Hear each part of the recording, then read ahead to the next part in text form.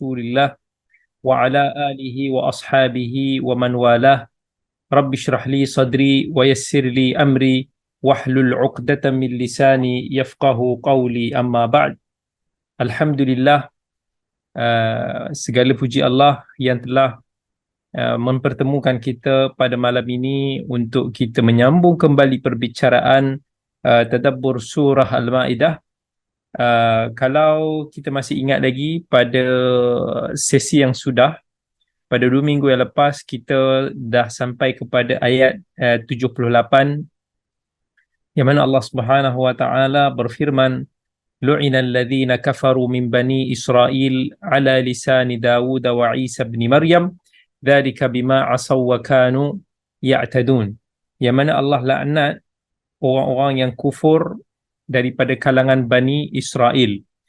Dan kalau sahabat-sahabat semua masih ingat lagi, pada siri yang sudah kita membicarakan tentang siapakah kelompok Yahudi yang dilaknat oleh Allah. Kerana tidak semua orang Yahudi itu adalah mereka yang kufur. Tidak semua orang Yahudi itu adalah mereka yang kita katakan berniat jahat. Tetapi mereka yang kufur itu boleh kita katakan sekarang ini adalah sekelompok kaum Yahudi yang dinamakan sebagai Zionis. Dan kita dah bicarakan pada sesi yang sudah tentang sejarah Zionis, kebangkitan Zionis, macam mana berdirinya negara Israel yang berpunca daripada gerakan Zionism, iaitu satu gerakan politik yang pada awalnya hanyalah merupakan satu ideologi ataupun satu keyakinan bangsa Yahudi yang mereka akan memiliki sebuah negara independen. Dan Yahudi dengan keyakinan Zionismnya menempuh pelbagai cara, termasuk yang menjanjikan adalah melalui cara melobi dunia dan menguasai media. Dan pada tahun 1971, Inggeris mengeluarkan deklarasi Balfour dan menjanjikan akan menghadiahkan sebuah tanah air kepada Yahudi di Palestin. Dan pada tahun 1918, tahun berikutnya, Palestin pun jatuh. Palestin dirampas daripada Khalifah Turki Uthmani. Setahun kemudian, secara rasmi, mandat atas Palestin diberikan kepada Inggeris oleh PBB. Kemudian pada tahun 1947, PBB dengan sewenang-wenangnya telah membahagikan 2 wilayah Palestin. Akhirnya pada tahun 1948, negara yang mereka dambakan, yakni orang Yahudi, orang Israel dambakan itu, berjaya didirikan dengan kerajaan Yahudi yang independen. Jadi sebelum kita bergerak kepada ayat yang seterusnya, suka untuk bila kita sentuh tentang gerakan Zionis ataupun Israel ni, ada beberapa peristiwa lah yang berlaku yang kita boleh renungkan lah. Sebab kita nak bagi tahu bahawa orang Yahudi ni dia sama juga seperti manusia yang lain. Tidak semuanya mereka ini bersepakat. Tidak semua kita nak katakan mereka ini berniat jahat. Kan? Walaupun apa yang kita panggil sebagai dominan, gerakan yang dominan yang memimpin mereka itu adalah sebuah gerakan yang berniat jahat, tetapi kita tidak menghukum secara individu. Kalau sahabat-sahabat semua masih ingat lagi, sekitar sebulan lebih yang lepas, kan, telah berlaku satu krisis politik di Israel, yang mana krisis yang telah membuatkan negara yang pernah hidup di bawah bayang-bayang Amerika sekarang dilihat sebagai negara yang mengundur ke belakang. Bukan daripada sudut teknologi ataupun ekonomi, tapi mereka mengundur ke belakang daripada sudut integriti dan juga ketelusan politik. Jadi, baru-baru ni di Israel telah diluluskan satu rang undang-undang yang mengurangkan kuasa mahkamah. Ini peringatan jugalah kepada negara kita, Malaysia yang tercinta ni, supaya tak mengikut jejak langkah Israel yang mengundur ke belakang ni. Perdana Menteri Israel, Benjamin Netanyahu, dia cukup licik. Sebab Benjamin Netanyahu ni dia adalah Perdana Menteri Israel pada penggal sebelum ini. Jadi bila berakhirnya penggal itu pada bulan yang sudah, dia berusaha untuk mengekalkan kekuasaannya yang dilihat penuh dengan kontroversi. Dan saya boleh katakan Benjamin Netanyahu ni sebagai seorang yang sangat-sangat licik. Mungkin apa yang kita boleh kira sebagai pemimpin dunia yang paling licik sekali. Cuba bayangkan, Israel ni dia cuma ada 120 kerusi parlimen dengan lebih kurang 9 juta orang pengundi. Dan parti pimpinan Netanyahu ni dia menang 32 kerusi. Dan kemenangan di 32 kursi ini sebenarnya kecil lah, kita kira lah, dikala Netanyahu ni sendiri sedang menjadi calon Perdana Menteri yang sedang berhadapan dengan tuduhan rasuah yang besar, cukup besar. Sebab Netanyahu ni didapati menerima rasuah melalui duit sebanyak 300 juta USD yang dimasukkan ke dalam akaunnya dan juga akaun isterinya daripada sebuah syarikat telco yang mendapat keuntungan pelaburan di Israel masa dia jadi Perdana Menteri pada penggal sebelum ni. Nampak? Besar. Bayangkan, 300 juta USD masuk ke akaun sendiri. Nak kata licik, macam tak bijak juga. Kalau kita fikir, memang sangat stupid lah. Sebab selamba je dia biar duit yang nilainya mencecah 1 bilion ringgit, macam tu boleh masuk ke dalam akaun peribadi.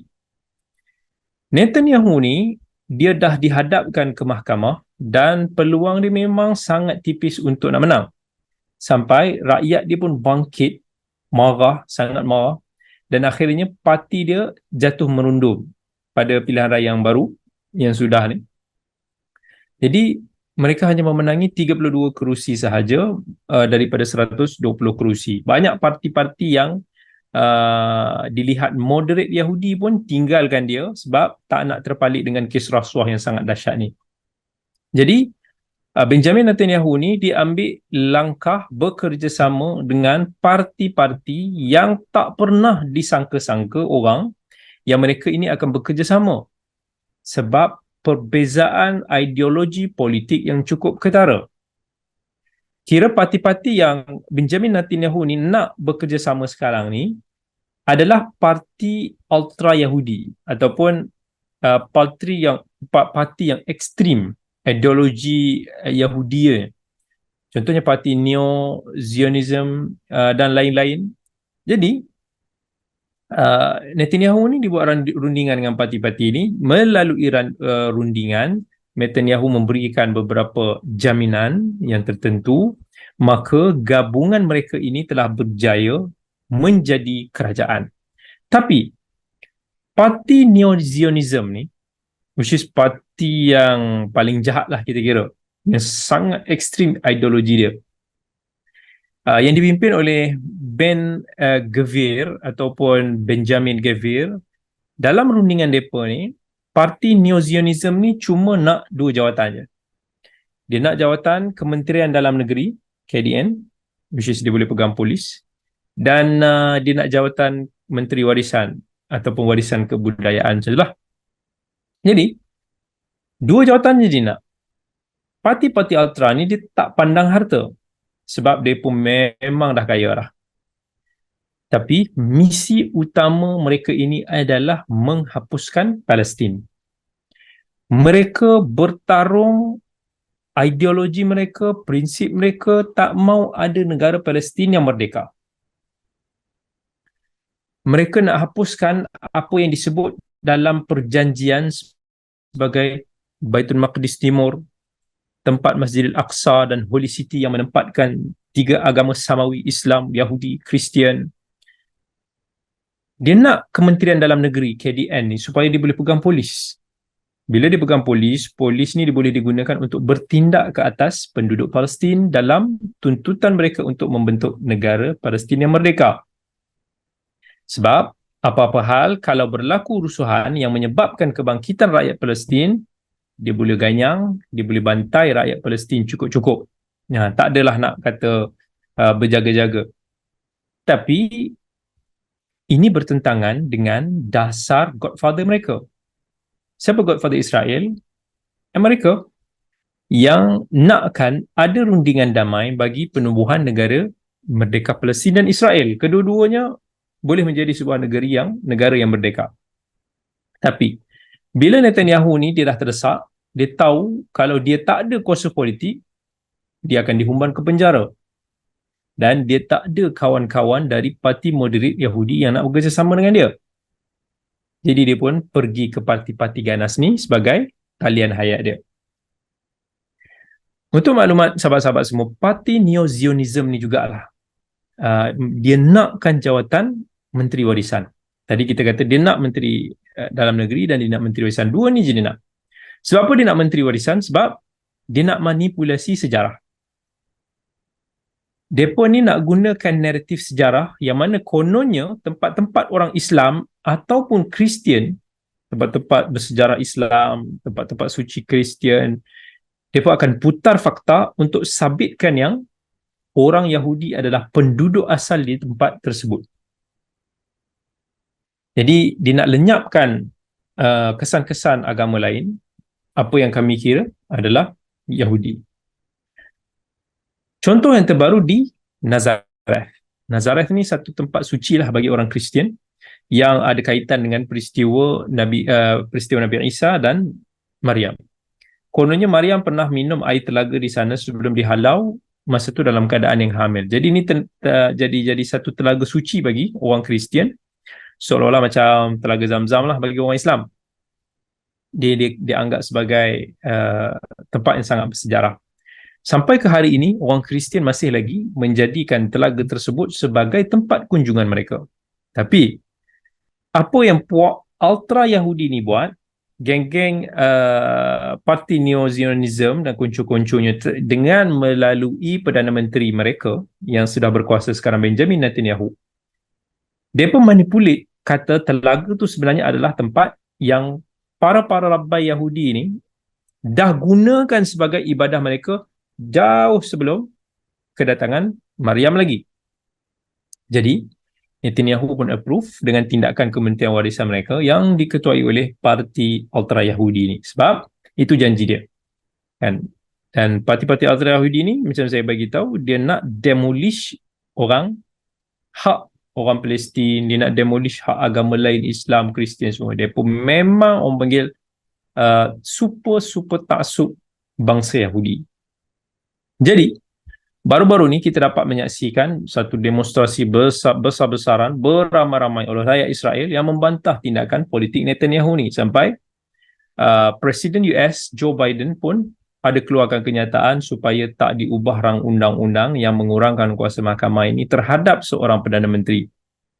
Sebab ini akan menjadikan satu beban kepada Amerika untuk melindungi Israel. Yang mana Israel ni sepatutnya menjadi simbol demokrasi Amerika tu di negara Asia Barat. Jadi akhirnya rang undang-undang ni lulus walaupun Netanyahu ni cuma kerajaan minoriti yang cuma pegang 32 kerusi daripada 120 kerusi di parlimen.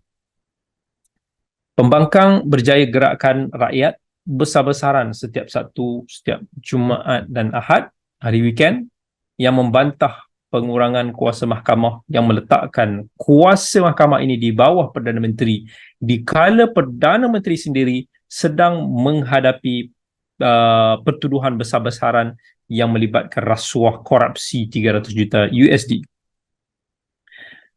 Maka tentulah rakyat Israel akan kata pindaan rang undang-undang ni berbau politik.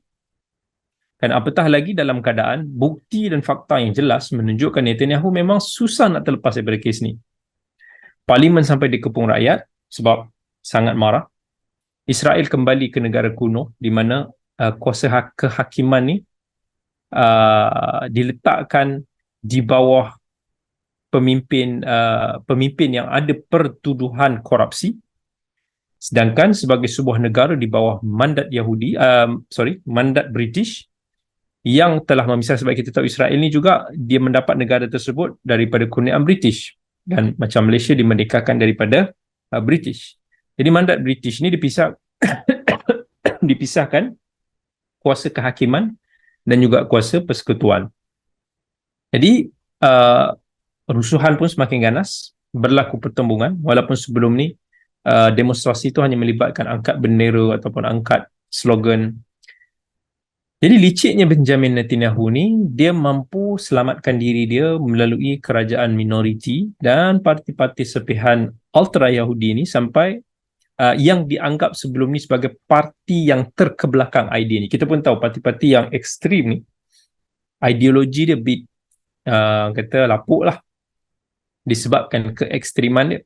Sampai ada yang dalam parti-parti ultra Yahudi ni yang nak demolish hak orang Arab Israel. Orang, maksudnya di Israel tu ada orang-orang Arab ni, yang mereka ni termasuk dalam 9 juta pengundi di Israel, tapi dia pun nak mansuhkan hak orang-orang Arab ni. Sampai kerajaan sekarang ni dianggap sebagai negara ataupun kerajaan apartheid.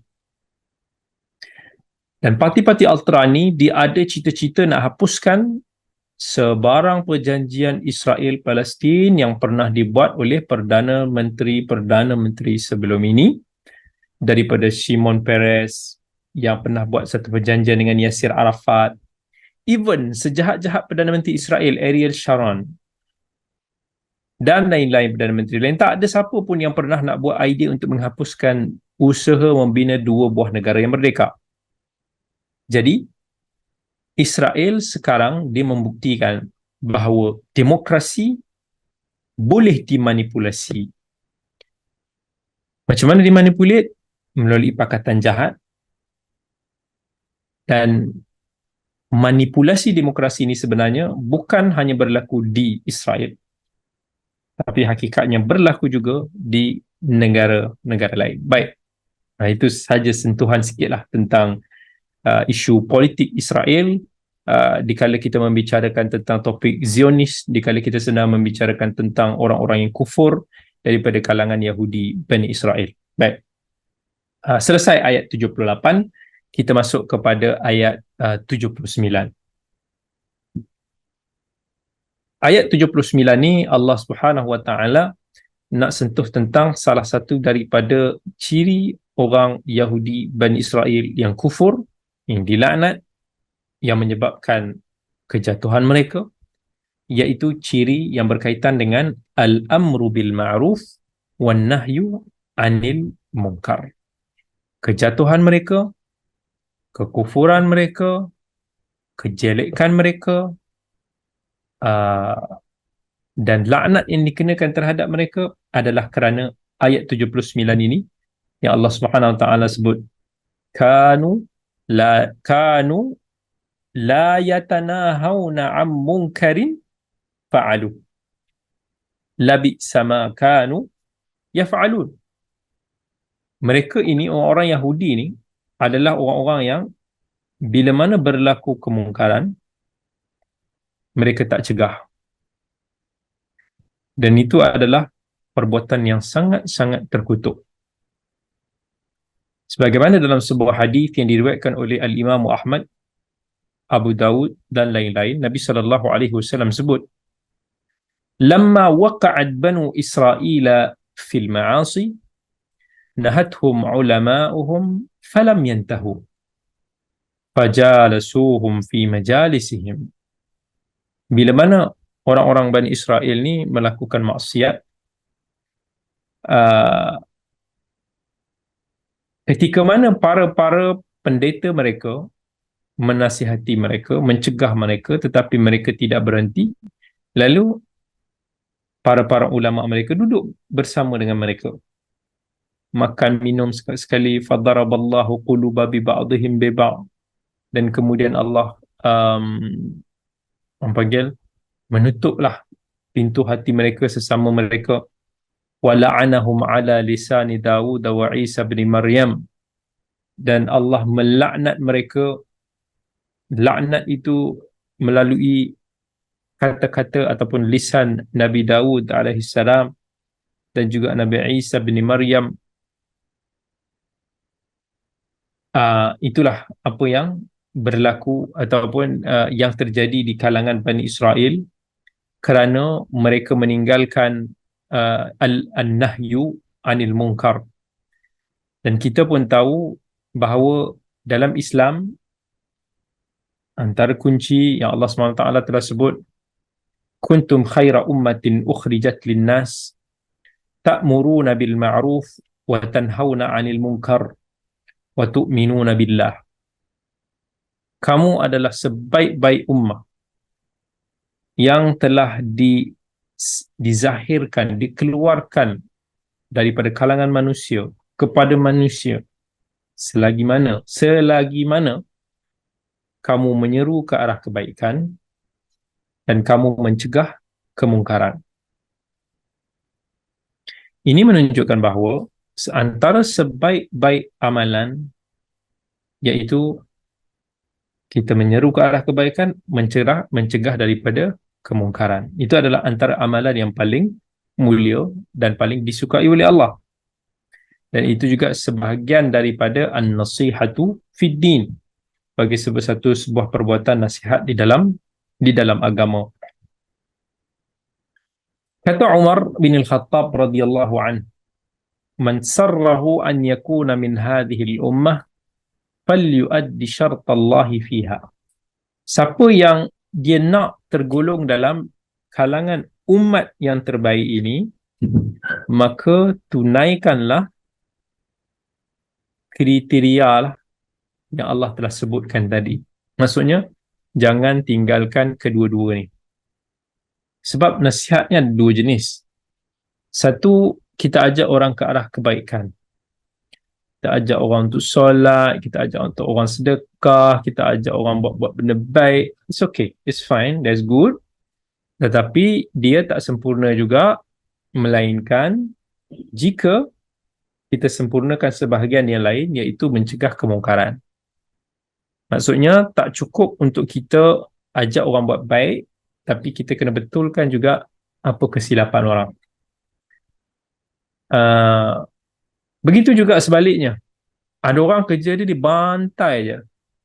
Dia tahu dia nak bantai orang, dia tahu dia nak condemn orang, dia tahu dia nak bidas orang atas dasar an-nahyu 'anil munkar. Tapi dia culas pula dalam menunjukkan satu contoh yang baik, yang mengajak orang ke arah kebaikan, menggunakan uslub-uslub yang baik. Dan jadi ayat yang kita bacakan tadi adalah satu pujian Allah SWT kepada umat ini, yang membezakan antara umat ini dan juga umat Yahudi yang terkutuk itu adalah ciri al-amru bil ma'ruf wan nahyu 'anil munkar. Selagi mana kita menjaga sifat dan kriteria ini, maka kita berhak untuk tergolong dalam golongan yang Allah puji ini. Adapun jika kita meninggalkannya, maka kita berhak untuk mendapat celaan daripada Allah Subhanahu wa taala. Dalam ayat-ayat yang lain juga Allah cerita tentang ciri-ciri orang yang berjaya daripada kalangan umat ini adalah mereka yang menyeru ke arah kebaikan dan mencegah daripada kemungkaran. Misalnya Allah sebut dalam surah Hud, وَمَا كَانَ رَبُّكَ لِيُهْلِكَ الْقُرَى بِظُلْمٍ وَأَهْلُهَا مُصْلِحُونَ. Allah tidak akan memusnahkan satu kampung itu jika jika penduduknya muslihun. Muslihun ni orang yang melakukan islah. Ramai orang yang melakukan pembaikan. Maksudnya orang yang dinampak ada kerosakan dibaiki. Gitu juga bila mana Allah Subhanahu Wa Taala cerita dalam surat Al-A'raf. Suratul A'raf tak silap ayat 163. Allah sebut, A'udzu billahi minasyaitonir rajim, was'alhum 'anil qaryati allati kanat hadiratal bahri id ya'duna fis sabti id ta'tihim hitanuhum yawma sabtihim shur'an yawma la yasbituna la ta'tihim kadzalika nabluhum bima kanu yafsukun. Wa id qalat ummatun minhum lima ta'idhuna qauman illahu muhlikuhum aw mu'adzibuhum 'adzaban shadida qalu ma'dziratan ila rabbikum wa la'allahum yattaqun. Falamma nasu ma dhukiru bihi anjayna alladhina yanhauna 'anis su' wa akhadna alladhina zalamu bi'adzabin ba'isin bima kanu yafsukun. Falamma 'ataw 'amma nuhu 'anhu qulna lahum kunu qiradatan khasi'in. Allah cerita tentang peristiwa masa kita ulas tentang tadabbur surah Al-Baqarah pada siri yang lepas. Kita pernah sentuh tentang cerita orang Yahudi yang terkenal dengan peristiwa hari Sabtu. Allah kata, tanyalah kepada mereka wahai Muhammad yang tentang satu perkampungan yang penduduk yang duduk di tepi laut. Masa mereka melanggarlah peristiwa hari Sabtu. Kan? Hari Sabtu timbul ikan-ikan. Hari itu Allah larang daripada menangkap ikan. Dan hari lain yang mereka tangkap tu ikan tak berapa timbul. Jadi Allah tu sebagai satu ujian sampai mereka geram. Mereka buatlah untuk jaring dulu ikan tu pada hari Sabtu dan diangkat pada hari Ahad.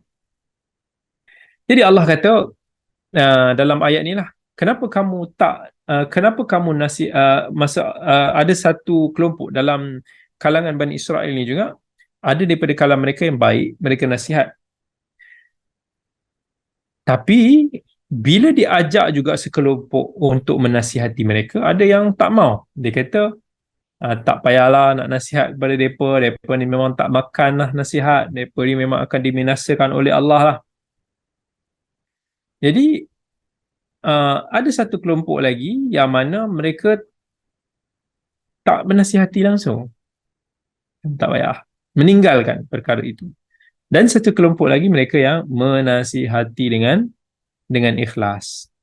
Jadi apa jadi?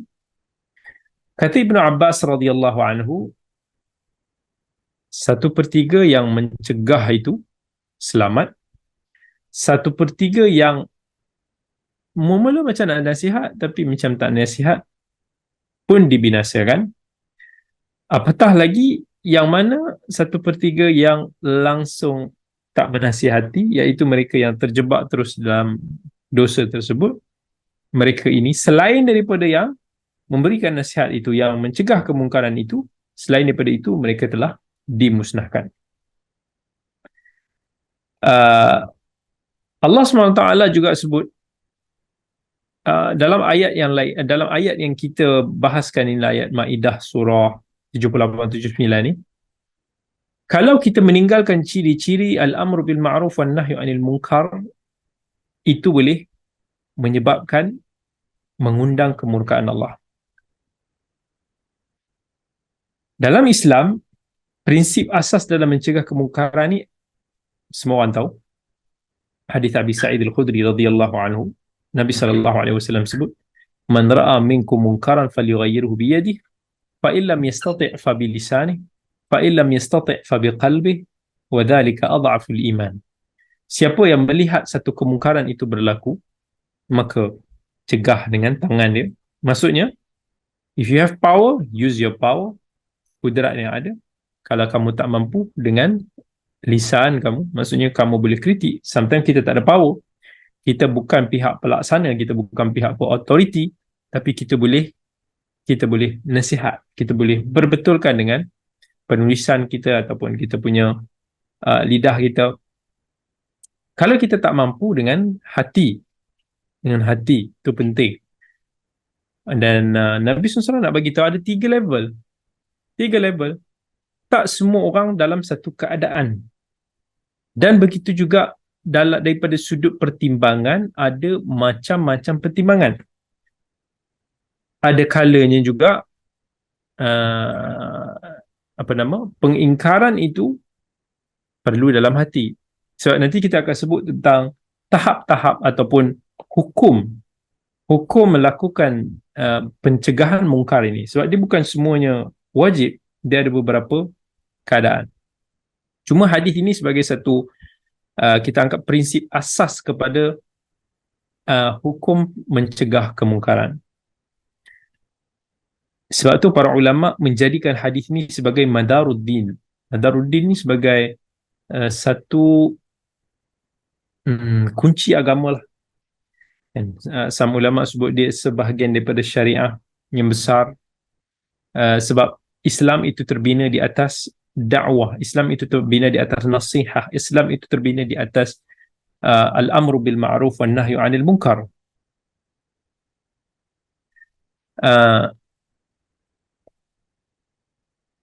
Ibnu Taimiyah rahimahullah bagi tahu, man lam yakun fi qalbihi bughdun ma yubghidu Allah wa rasuluhu min al-munkar alladhi harramah min al-kufri wal fusuq wal 'isyan, lam yakun fi qalbihi al-iman alladhi awjabahu Allah alaih.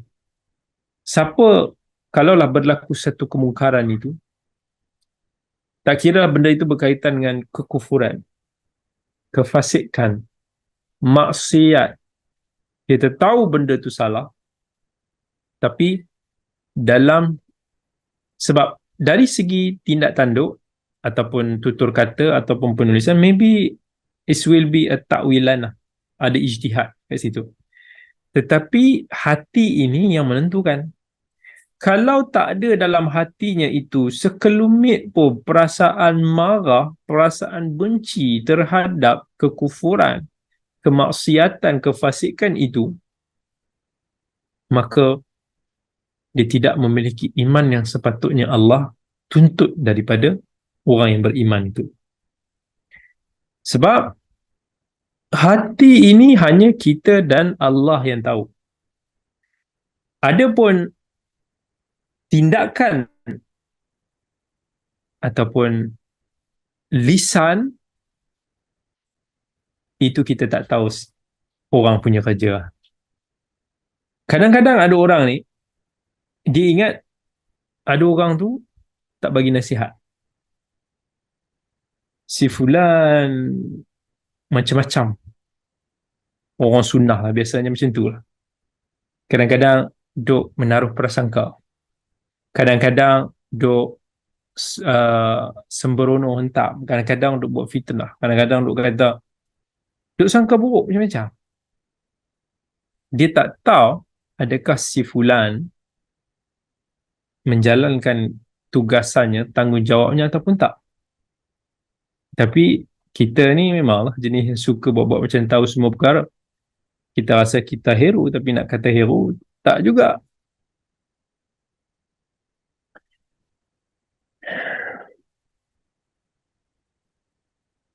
Dan Nabi SAW ada sebut lagi dalam hadis Zainab binti Jahsh.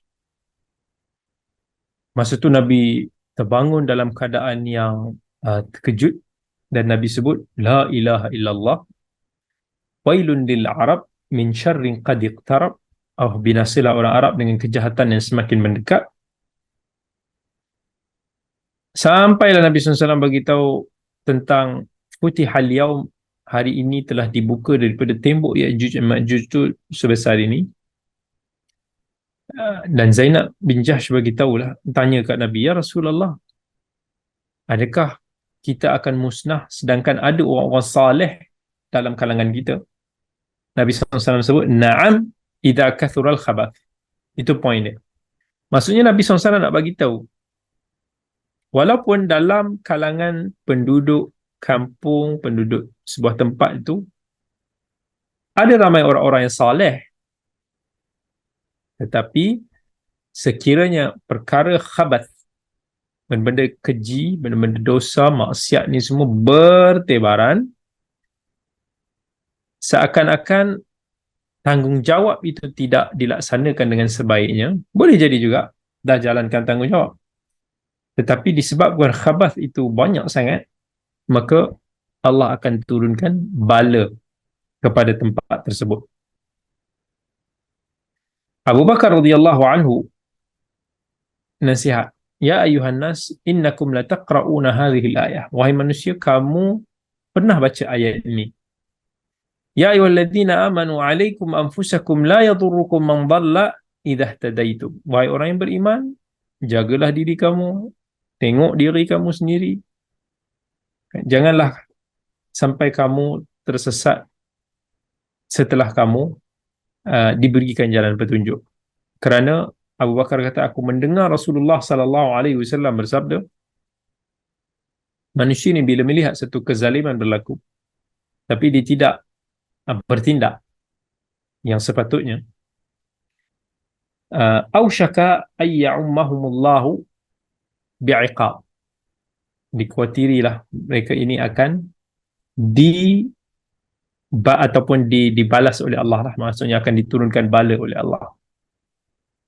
Tapi mencegah kemungkaran ni dia ada 4 hukum, 4 level. Ini kata Ibn Qayyim rahimahullah.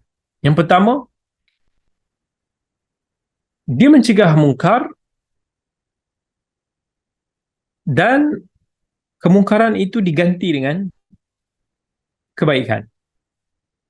Yang ini wajiblah kalau kita analyze, kita jangka, kita buat satu penelitian yang kalau kita ambil tindakan memberikan nasihat ini ataupun mencegah kemungkaran ini, dia akan mendatangkan kebaikan, wajiblah kita bagi nasihat. Yang kedua, kalau kita bagi nasihat ataupun kita mencegah kemungkaran, mungkar itu berkurangan. Dia tak boleh nak hilang semua, tapi dia kurang. Walaupun sikit pun dia berkurang. Still, kalau kita rasa benda itu akan berlaku, so kita wajib juga untuk mengingkari kemungkaran. Martabat yang ketiga, kita cegah mungkar. Mungkin benda tu tak ada, hilang atau berkurang, tapi benda lain datang. Maksudnya lebih kurang kemungkaran yang seumpamanya yang akan datang. Jadi ini dalam ijtihad. Perlu kita ambil tindakan ataupun tidak. Yang keempat, kalaulah kita cegah kemungkaran itu, berlaku mudarat yang lebih besar, maka dikala itu haram kita untuk mengambil tindakan mencegah kemungkaran, melainkan sekadar kita membencinya di dalam hati. Cuma sahabat-sahabat yang dirahmati oleh Allah, dalam kita menasihati, dalam kita mencegah kemungkaran, kita jangan gairah sampai tahap kita tergelincir daripada landasan adab Islam. Ada orang dalam keadaan dia mencegah kemungkaran, dia tak menjaga lisan dia. Lisan dia melakukan kemungkaran. Lisan dia duk mengeji, lisan dia duk membawa prasangka, lisan dia duk mengumpat, lisan dia duk melakukan fitnah. Tetapi dia sangka ini adalah menasihati atau mencegah kemungkaran. Dia tak sedar dia sedang melakukan kemungkaran yang lain. Begitu juga dalam kita mengingkari satu kemungkaran yang berlaku di kalangan manusia, kita kena tahu siapa. Bila kita tahu siapa, maka ada caranya dalam kita memberikan. Sama ada pihak itu dengar ataupun tidak, itu bukan di atas bahu kita. Tetapi, katakan, ibu kita melakukan kesalahan. Dia buat dosa. Kita nak cegah kemungkaran ibu. Tak boleh kita nak aibkan dia. Tak boleh kita nak kurang ajar pada dia. Tapi, kita wajib bersabar. Take your time. Hold her hands. Jangan tinggalkan dia. Usaha sampai hidayah Allah bagi kalau Allah kehendaki. Maybe take a year, maybe take 10 years, maybe take whole life. Tapi sebabkan kita sayang dia, kita tak tinggalkan dia. Sebab kita sayangkan dia, kita jaga air muka dia, kita jaga maruah dia, kita jaga aib dia. Tapi kita still menyampaikan nasihat itu secara berhikmah. Sahabat-sahabat sunnah kita kat sini, part ni memang masalah lah. Banyak kawan-kawan kita ni bedal je. Kononnya bercakap kebenaran. Memang senang bercakap macam tu lah. Kan? Tapi dia tak tahu nak menilai individu. Dan sebab tu orang-orang sunnah kita ni senang berpecah. Sebab tu orang sunnah kita senang pecah. Sebab dia ingat benda yang tak ada uslub, tak perlu dihiasi. Rasa nak nasihat tu bagi dia, aku tibai, tak kira siapa, itu lawan, itu kawan, kononnya lah. Tapi dia miskin daripada sudut seni menasihati. Kadang-kadang dia tak tahu hidayah itu dalam kehendak Allah. Kalau Allah kehendaki, Allah bagi hidayah, kalau Allah tak kehendaki, tidak. Tetapi sabar itu wajib. Ini bukan zaman kononnya kita rasa kita nak hidup zaman Imam Ahmad bin Hanbal. Zaman yang ramai orang saleh, zaman yang ramai ulama Rabbani. Kalau kita nasihat dia tak mau dengar, kita boycott. It's not like that. Tak semua orang kita boleh hukum benda yang sama. Tapi di zaman ini, di zaman yang penuh dengan kejahilan, di zaman yang sangat-sangat menuntut untuk kita bijaksana, berhikmah di dalam kita mengingkari kemungkaran, di dalam kita menasihati. Kita tak mau orang tu lari. Kita menilai seseorang itu. Kita tak boleh samakan semua orang sama. Semua orang ada peranan dia. Semua orang jalankan tanggungjawabnya. Kata Imam Syafi'i rahmatullahi alaih, ta'ammadani binushika fi infiradi wajannibni nasihata fil jama'ah fa inna nusha baina nasi naw'un min at-tawbihi la arda istima'ah wa in khalaftani wa asayta qawli fala tajza' idza lam tu'ta ta'ah. Kata Imam Syafi'i rahmatullahi alaih, sahabat-sahabat yang nak menasihati aku, nasihatlah aku secara bersendirian. Jauhilah daripada nak menasihati aku di kalangan khalayak, atau nak mengaibkan aku. Sebab kata Imam Syafi'i, bila kita konon-konon kita rasa nak nasihat orang, tapi sebenarnya kita nak malukan orang tu.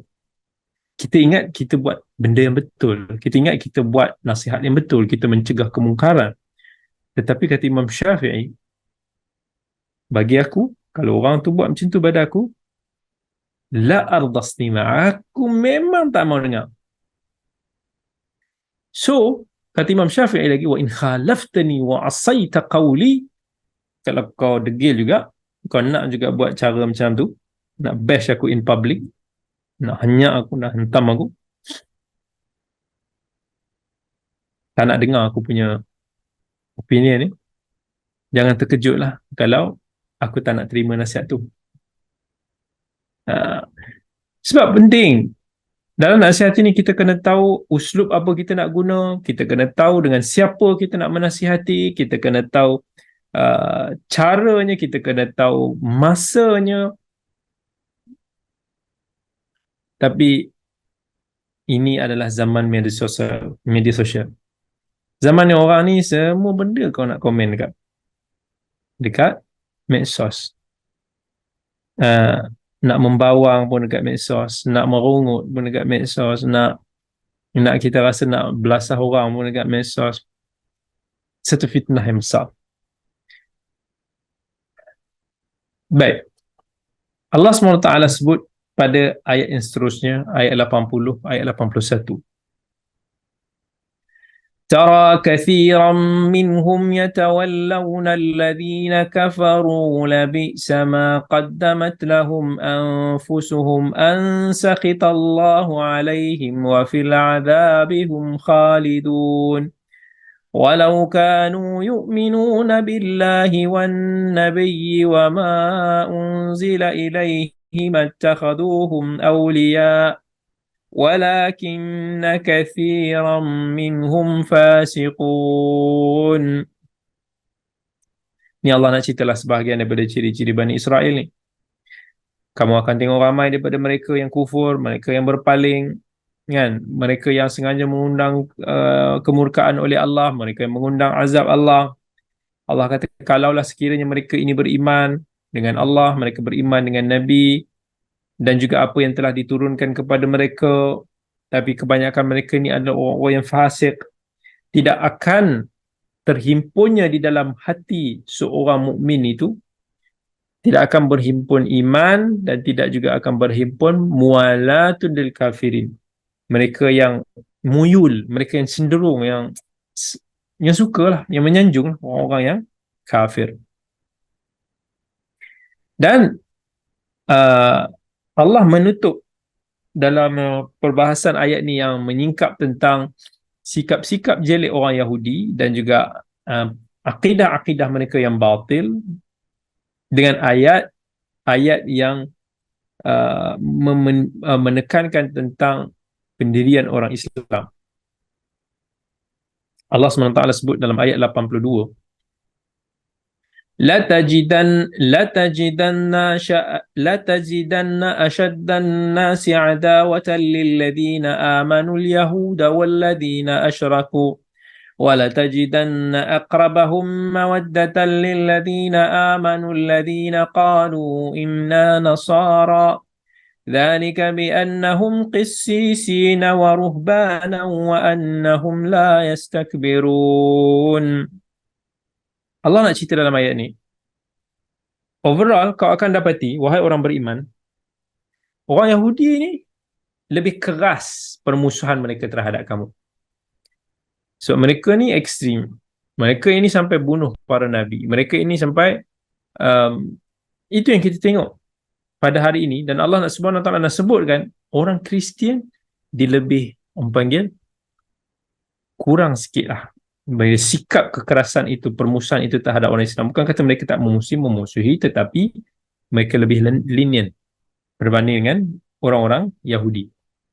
Tapi ini pelik, sebab kalau kita tengok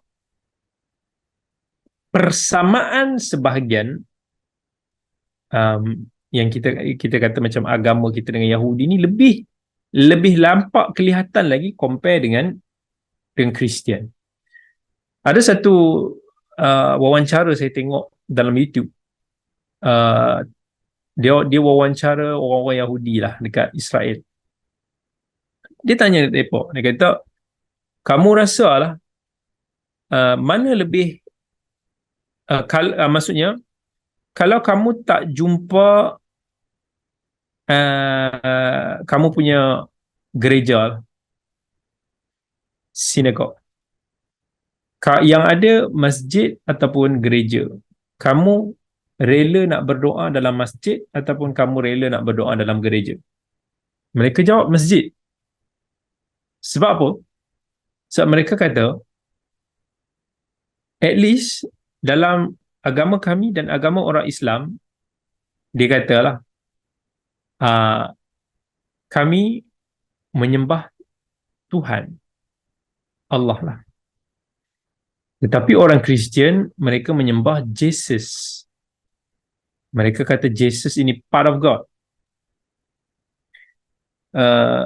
Dan mereka ditanya lagi lah, kan, mana lagi kamu rasa lebih similar dengan orang-orang agama Yahudi? Mereka kata Islam. Kebanyakan rata-rata even orang yang diinterview daripada kalangan Yahudi tu memang mengaku Islam lebih hampir dengan mereka daripada segi, cuma mereka duk kata Islam duk tiru kami lah, apa semualah. Tapi ini menunjukkan walaupun similarity itu lebih didapati antara Yahudi dan juga Islam, sebahagian, bukanlah semua ni, sebahagian sebab kita ada akidah kita sendiri yang berbeza, tetapi mereka lebih memusuhi kita orang Islam. Pemusuhan itu sebenarnya mungkin disebabkan perebutan tanah Palestin. Sedangkan kalau ikut mereka, lebih orang Kristian ni dia lebih patutnya anti dengan Yahudi, sebab dalam sejarah orang Kristian sendiri yang mereka anggap Nabi Isa, Jesus mereka itu telah dibunuh oleh orang Yahudi, and it should be very sensitive issue. Tetapi mereka lebih bersatu dalam nak memusuhi orang Islam. Kemudian Allah Subhanahu Wa Taala sebut pada ayat 83, wa idza sami'u ma unzila ila ar-rasul tara a'yunahum tafidhu min ad-dam'i mimma 'arafu min al-haqq yaquluna rabbana amanna faktubna ma'asy syahidin. Bila Allah kata wa idza sami'u, dan apabila mereka mendengar apa yang diturunkan kepada Rasul, ayat ini umum. Kemungkinan adalah mereka yang datang bertemu dengan Rasul tu wakil-wakil orang Kristian yang datang daripada Habsyah. Mereka datang bila mana mereka mendengar ayat-ayat suci Al-Quran, apabila mereka tahu tentang kebenaran,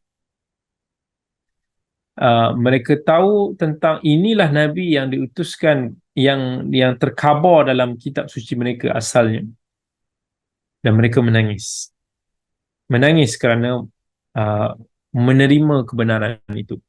Yaquluna rabbana amanna, dan mereka akhirnya masuk Islam, mengaku bahawa kami beriman dengan Tuhan kami, dengan Allah. Faktubna ma'asyahidin, tuliskankah kami ini bersama dengan kalangan ialah umat Muhammad sallallahu alaihi wasallam. Sebab ini sebagai satu persaksian bahawa Nabi SAW telah menyampaikan Islam itu kepada mereka. Kemudian Allah kata, wa ma lana la nu'minu billahi wa ma ja'ana minal haqqi wa natma'u an yudkhilana rabbuna ma'al qaumis salihin. Ayat 84. Ayat ini menjadi satu dalil yang orang-orang Kristian yang masuk Islam, yang diceritakan tadi tu, yang menerima seruan Rasul, ini apa yang mereka katakanlah. Mereka menyesal dengan apa yang mereka lakukan, apa yang mereka sebelum ini tidak nampak dengan kebenaran itu, dan akhirnya mereka bersyukur kerana mereka termasuk dalam kalangan orang yang saleh. Sebab itu Allah SWT ganjari mereka dalam ayat yang berikutnya 85. Allah kata, fa'athabahumullahu bima qalu jannatin tajri min tahtihal anhar khalidina fiha wa dhalika jazaa'ul muhsinin.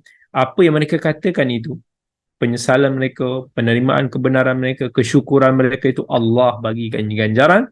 Dan Allah kata, ganjaran kamu akan dapat kebun-kebun di dalam yang mengalir di bawahnya sungai. Kita tak tahu sungai syurga ni is totally different daripada apa yang kita boleh bayangkan ataupun apa yang kita pernah lihat di dunia, tak sama. Mereka akan dapat ganjaran itu kekal di dalamnya selama-lamanya. Maka itu adalah sebaik-baik ganjaran kepada mereka yang Allah sifatkan sebagai orang yang muhsini. Manakala Allah sebut orang-orang yang masih lagi berpegang dengan kekufuran mereka, yang masih lagi tahu kebenaran tetapi tidak mau menerimanya, mereka yang menzalimi diri mereka sendiri, iaitu majoriti kelompok Nasrani, kelompok Kristian ini masih lagi mengkufurkan Allah di atas akidah yang batil, yang tidak menerima risalah Islam, yang mendustakan ayat-ayat Al-Quran.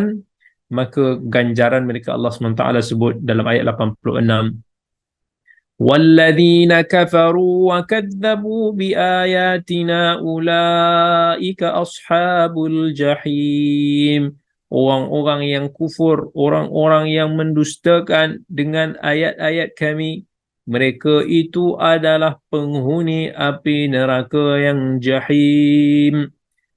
Itu adalah apa yang Allah nak sebut pada majoriti orang Kristian, orang Yahudi yang tidak maulah menerima kebenaran ini. Jadi habis chapter tersebut, dan pada ayat-ayat yang seterusnya Allah memulakan dengan chapter yang baru dengan cerita yang lain. Banyak sebenarnya kalau kita tengok dalam surah Al-Ma'idah ni, Allah SWT cerita tentang Bani Israel. Ini menjadi pengajaran kepada mereka, kepada kita lah, ciri-ciri Bani Israel. Kita tengok macam mana ciri-ciri mereka supaya kita ni tak tergolong, tak buat macam mana yang mereka itu buat. Jadi macam mana pun tak bolehlah semua surah itu nak ceritakan semua tentang Bani Israel yang bertebaran kisah mereka dalam Al-Quran. Maka selepas daripada ini, chapter yang seterusnya Allah nak cerita tentang benda lain. Kita cerita pasal benda-benda yang keduniaan, tentang tayyibat, benda-benda yang halal, supaya dia menjadi satu, setelah kita duk dengar pasal balasan tentang musibah Bani Israel, tentang sifat-sifat jelek mereka ni, kita dah rasa macam Allah nak riliskan kita punya stres sikit, healingkan diri kita sikit dengan benda-benda yang tayyibat. Jadi itu insya-Allah kita akan bicarakan pada minggu yang akan datang insya-Allah. Kita sambung lagi lah, dia tak syok kita sambung sekerat, lepas tu nanti terpotong-potong, so kita continue pada siri yang akan datang. Saya pun kebetulan baru sahaja landing tadi di airport, so Alhamdulillah kita sempat flight a bit delay, tapi kita sempat juga untuk nak mengejar kelas kita pada malam ini. Terima kasih banyak-banyak saya ucapkan kepada semua hadirin hadirat yang mengikuti kita di kelas online ni, di IG, di Zoom, di Facebook. Terima kasih banyak-banyak. Semoga Allah memberkati pengajian kita malam ini. InsyaAllah kita sambung lagi pengajian kita. Dan jangan lupalah, saya ni adalah kadang-kadang saya akan postkan setiap minggu 2-3 kali video dakwah saya ringkas, dan insyaAllah esok saya akan postkan lagi satu video. Saya sekarang ni saya dalam satu fasa tengah buat siri fatwa perlis. Kita buat fatwa perlis dalam IG, saya post dalam TikTok, dalam Facebook juga. Kita buat video ringkas tentang fatwa-fatwa pilihan yang dikeluarkan oleh negeri Perlis. Itu juga sebagai satu wadah untuk nak kita memasyarakatkan fatwa Perlis ni lah, lebih dekat dengan masyarakat, supaya masyarakat boleh ambil intipati faedah daripada fatwa-fatwa yang kita dah usahakan. Banyak sebenarnya, sangat-sangat banyak. Sebahagian isunya mungkin berat, sebahagian isunya lebih sesuai dengan orang. So saya pilih tajuk yang permulaan ni, tajuk yang lebih dekat dengan masyarakat dalam siri fatwa Perlis. InsyaAllah esok saya post lagi satu video. Maybe saya akan post another one lagi pada hari maybe Ahad. Macam tu insyaAllah. Dan semoga semua boleh dapat faedah dan manfaatnya. Kita cerita sikit pasal hukum hakam lah. Dan itu dalam fatwa biasanya kita nak cerita boleh ke tak boleh. Dan insyaAllah mereka yang kongsikan, yang amalkan, moga-moga kita semua dapat pahala bersama. Terima kasih banyak saya ucapkan, especially kepada Global Ihsan sebagai penganjur kita, kelas kita pada malam ini. Kelas-kelas yang pelbagai lah, Alhamdulillah. Global Ihsan ni satu grup yang sangat aktif buat kebajikan dan semoga Alhamdulillah dipelopori juga, dibarisi oleh sahabat-sahabat yang sangat-sangat sangat-sangat hebat. Aqulu qawli hadha wa astaghfirullahal azim li wa lakum. Wassalamu alaikum warahmatullahi wabarakatuh. Jumpa lagi kita.